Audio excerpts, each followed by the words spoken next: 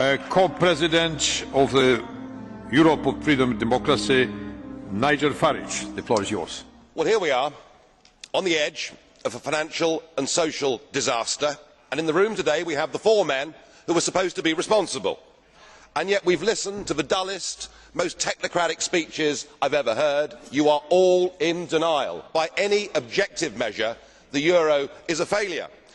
And who is actually responsible? And who's in charge out of you lot? Well, of course, the answer is none of you, because none of you have been elected, none of you actually have any democratic legitimacy for the roles that you currently hold within this crisis. And into this vacuum, albeit reluctantly, has stepped Angela Merkel. And we are now living in a German-dominated Europe. Something that the European project was actually supposed to stop.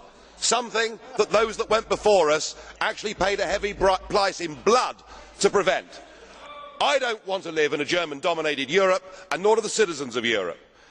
But you guys have played a role, because when Mr Papandreou got up and used the word referendum, or Mr Rehn, you described it as a breach of confidence, and your friends here got together like a pack of hyenas, rounded on Papandreou, had him removed and replaced by a puppet government. What an absolutely disgusting spectacle that was. And not satisfied with that, you decided that Berlusconi had to go.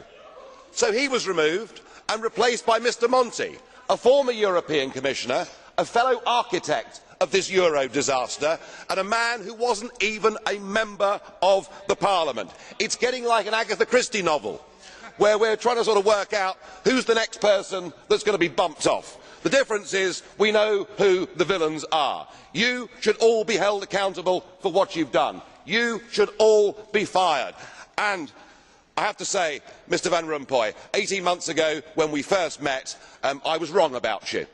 I said you'd be the quiet assassin of nation-state democracy, but you're not anymore. You're rather noisy about it, aren't you? You, an unelected man, went to Italy and said this is not the time for elections, but the time for actions. What in God's name gives you the right to say that to the Italian people? Thank you. Then